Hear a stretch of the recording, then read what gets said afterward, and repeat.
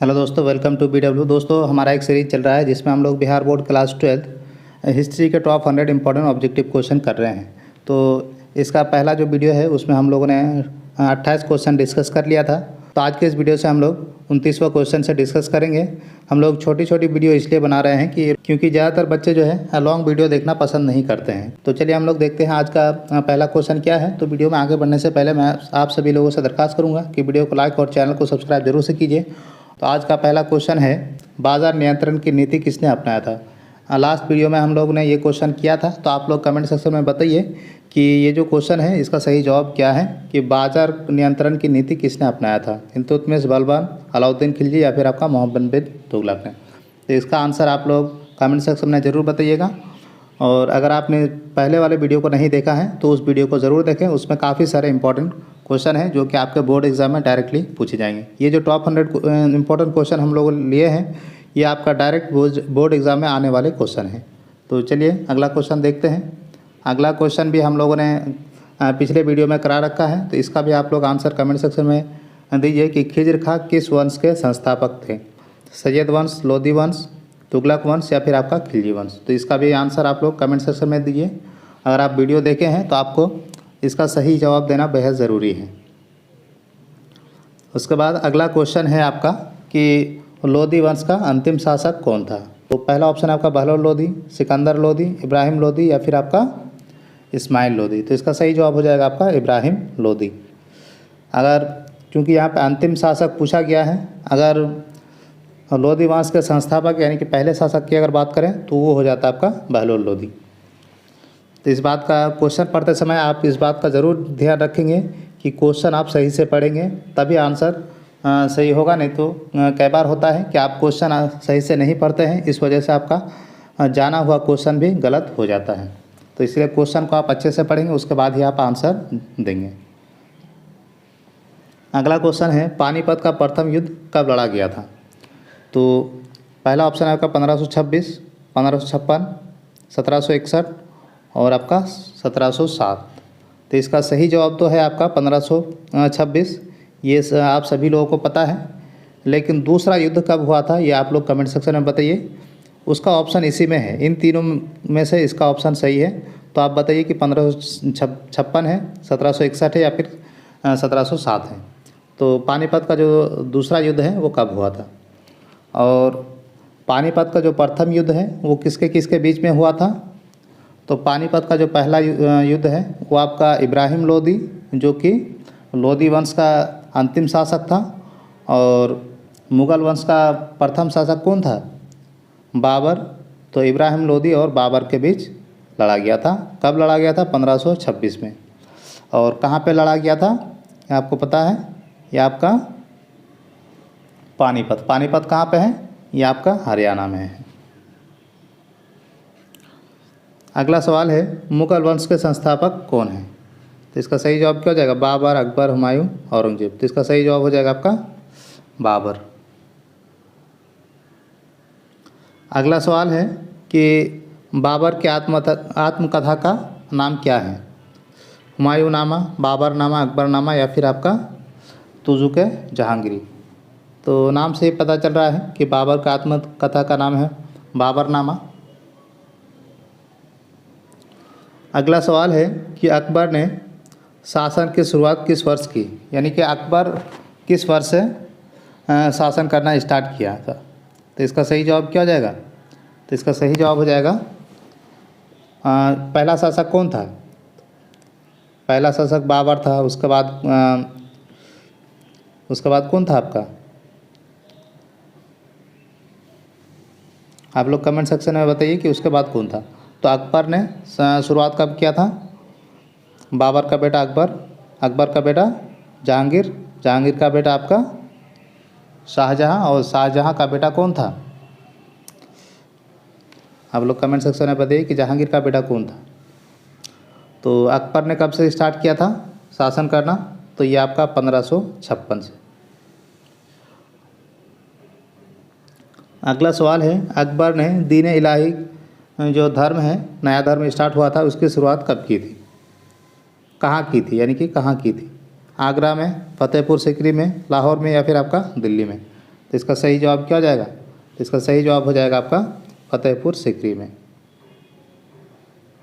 अगला सवाल है, अकबर के नौ रत्नों में कौन नहीं था? इनमें से कौन नहीं था? बीरबल था, टोडरमल था, तानसेन था, फिरोज शाह ये नहीं था। अगला सवाल है, आईने अकबरी के लेखक कौन हैं? अबुल फजल, बदायूनी, निज़ामुद्दीन या फिर आपका अब्दुल कादिर। तो इसका सही जवाब क्या हो जाएगा? तो इसका सही जवाब हो जाएगा अबुल फजल। और इसी के नाम का एक शहर है दिल्ली में, उसका भी नाम है अबुल फजल। अगला सवाल है कि जजिया कर को अस्थायी रूप से किसने समाप्त कर दिया था? तो जजिया कर के बारे में आप लोग को पता है, तो ये जजिया कर को किसने समाप्त कर दिया था? बाबर ने, अकबर ने, जहांगीर ने या फिर आपका शाहजहां ने? तो इसको कंप्लीट रूप से ख़त्म कर दिया था अकबर ने। अगला सवाल है कि ताजमहल का निर्माण किसने कराया था? काफ़ी आसान क्वेश्चन है। इस क्वेश्चन का जवाब आप लोग कमेंट सेक्शन में ज़रूर बताइए, और हम देखना चाहेंगे कि सबसे पहला कमेंट कौन करते हैं कि ताजमहल का जो निर्माण है किसने कराया था। तो इसका सही जवाब आप सभी लोग पता है, लेकिन देखते हैं कि कौन सबसे पहले कमेंट में बताते हैं और किसका सबसे पहले आंसर इसका सही होता है। अगला सवाल है कि औरंगजेब ने पुनः किस कर को लागू किया था? तो औरंगजेब ने पुनः किस कर को लागू किया था? तो जजिया कर को दोबारा औरंगजेब ने लागू किया था। अगला सवाल है कि शिवाजी के गुरु तथा मार्गदर्शक कौन थे? यानी कि शिवाजी के कौन गुरु थे?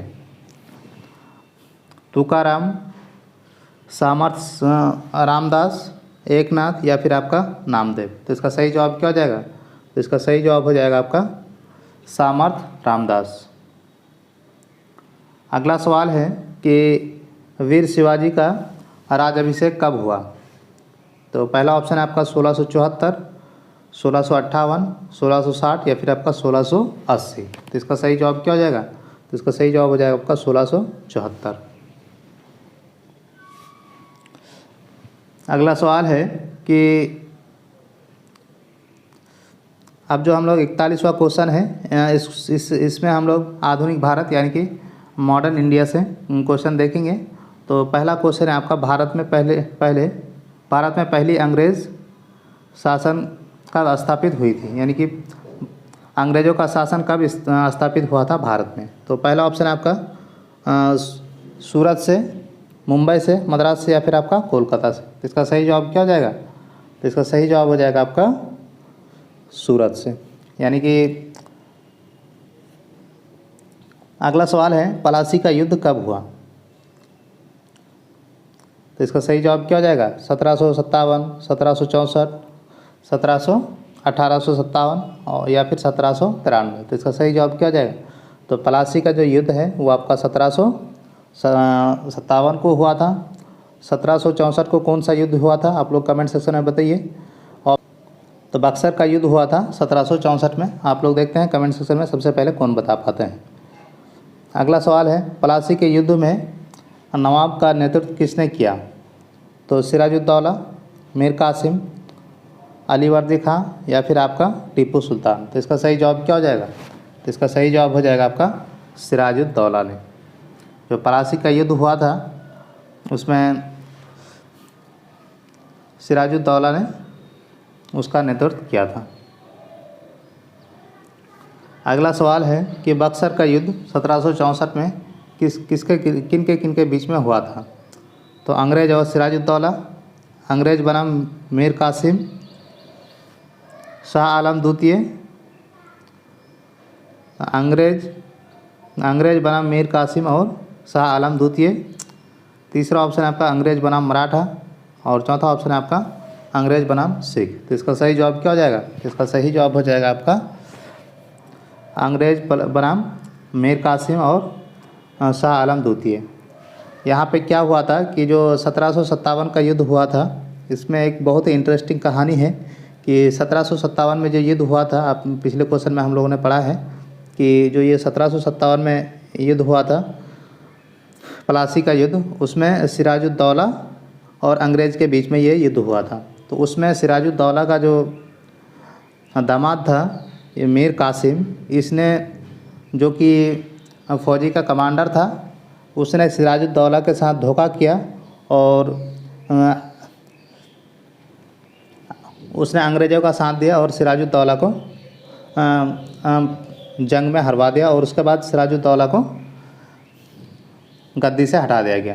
तो अंग्रेज़ ने उसको लालच दिया था मीर कासिम को कि अगर सिराजुद्दौला को तुम हरा दोगे तो मैं तुम्हें गद्दी में बैठा दूंगा। तो वही किया उन्होंने। मीर कासिम ने अंग्रेज़ों का चाल को समझ नहीं पाया और मीर सिराजुद्दौला को जंग में हरा दिया और फिर मीर कासिम को अंग्रेज़ ने गद्दी पर बैठा दिया। और उसके कितने साल, यानी कि 4 साल और 3 साल, यानी कि 7 साल के बाद ही फिर अंग्रेज़ को लगा कि चलो मेरा काम तो निकल गया है, क्योंकि सिराजुद्दौला बहुत ही काबिल शासक था, वो रास्ते से हट गया। अब मीर कासिम तो ज़्यादा कमज़ोर शासक है, इसको हटाना बाएं हाथ की खेल है। तब अंग्रेज़ों ने चाल चला और मीर कासिम को गद्दी से हटाना चाहा। तो मीर कासिम ने फिर अंग्रेज़ से लड़ाई लड़ी और बहुत आसानी से अंग्रेज़ ने मीर कासिम को हटा दिया। तो इस बात से हम लोग ये समझ में आता है कि कभी भी किसी के साथ गद्दारी नहीं करनी चाहिए। गद्दारी अगर आप अपने ही लोग से करेंगे तो उसमें आप अगर ये सोच के करते हैं कि इससे हमको कोई फ़ायदा होगा, तो उससे आपको कभी बिल्कुल भी फ़ायदा नहीं होने वाला है, वो आपको नुकसान होगा ही होगा। अगला सवाल है अस्थायी बंदोबस्त किसने लागू किया था। तो पहला ऑप्शन है आपका वारेन हेस्टिंग, दूसरा ऑप्शन है लॉर्ड कॉर्नवालिस और तीसरा ऑप्शन है लॉर्ड वेलेस्ली और चौथा ऑप्शन है आपका लॉर्ड डलहौजी। तो इसका सही जवाब क्या हो जाएगा? तो इसका सही जवाब हो जाएगा आपका कॉर्नवालिस। हम लोग को लॉर्ड लिखना नहीं चाहिए, इसलिए नहीं लिखना चाहिए। लॉर्ड अंग्रेज उसको कहते हैं जो उनके लिए काफ़ी प्रेरणादायक इंसान थे। और ये जो वारेन हेस्टिंग है, वेलेस्ली है, ये तो इंडियन पर जुल्म ढाते थे, तो इसको हम लोग को लॉर्ड नहीं कहना चाहिए। तो इसलिए मैंने इसको मिटा दिया है कि इसको हम लोग लॉर्ड नहीं कहेंगे, सीधे कॉर्नवालिस कहेंगे, वेलेस्ली कहेंगे, डलहौजी कहेंगे। तो इसका सही जवाब हो जाएगा आपका कॉर्नवालिस। डॉक्ट्रिन ऑफ लैप्स की नीति किसकी देन है? तो पहला ऑप्शन है आपका डलहौजी, यहाँ भी हम लोग लॉर्ड नहीं लिखेंगे इसका नाम। डलहौजी, कर्जन, विलियम बेंटिक या फिर आपका वेलेस्ली। तो इसका सही जवाब क्या हो जाएगा? तो इसका सही जवाब हो जाएगा आपका डलहौजी। ऑप्शन नंबर ए इसका सही जवाब हो जाएगा। अगला सवाल है 1857 की क्रांति का तत्काल कारण क्या था? सैनिक असंतोष, कारतूस का मुद्दा, आर्थिक शोषण या फिर आपका लैप्स की नीति। तो कारतूस जो तत्कालिक कारण था वो आपका जो चर्बी वाला कारतूस अंग्रेज़ों ने बनाया था ताकि हिंदू और मुसलमान के बीच में फूट डाला जा सके। और जब हिंदू और मुस्लिम में फूट डाला जाएगा तो अंग्रेज़ आसानी से इंडिया को कब्ज़ा कर लेगी, क्योंकि जब दो भाई आपस में लड़ता है तो तीसरा उसका बहुत अच्छे से फ़ायदा उठाता है। और ये चीज़ें हम लोगों को समझनी चाहिए और आज भी हम लोग यही चीज़ कर रहे हैं कि हिंदू मुस्लिम लड़ाई करके तीसरे लोगों को मजबूत कर रहे हैं। अगला सवाल है कि 1857 की क्रांति के दौरान बहादुर शाह जफ़र कहाँ के सम्राट घोषित हुए? तो इसका सही जवाब है दिल्ली, लखनऊ, मेरठ और कानपुर। तो इसका सही जवाब क्या हो जाएगा? तो इसका सही जवाब हो जाएगा आपका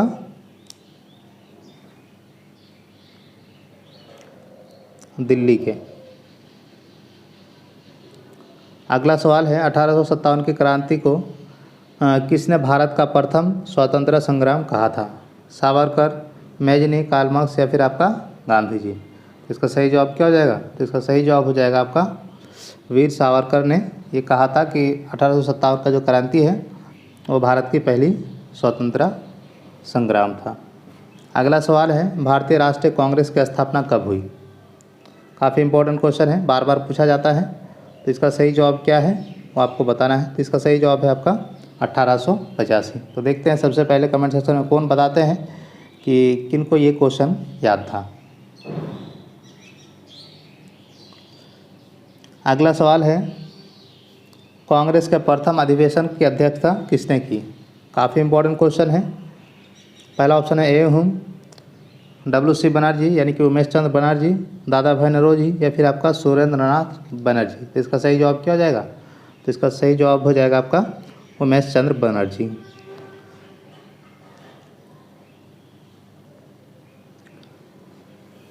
अगला सवाल है और सवाल नंबर 52 है कि भारत का ग्रैंड ओल्ड मैन किसे कहा जाता है? काफ़ी इंपॉर्टेंट क्वेश्चन है कि ग्रैंड ओल्ड मैन किसे कहा जाता है? बाल गंगाधर तिलक, दादा भाई नौरोजी, लाला लाजपत राय या फिर गोखले। तो दादा भाई नौरोजी को grand old man of India कहा जाता है। तो आज के इस वीडियो में हम लोग यहाँ तक रहने देते हैं। अगले वीडियो में हम लोग आगे के जो क्वेश्चन है उसको हम लोग डिस्कस करेंगे। तो आप लोगों को वीडियो अगर पसंद आया है तो वीडियो को लाइक और चैनल को सब्सक्राइब जरूर से कीजिए। और कोई भी अगर आपका क्वेश्चन है तो आप लोग कमेंट सेक्शन में ज़रूर बताइए।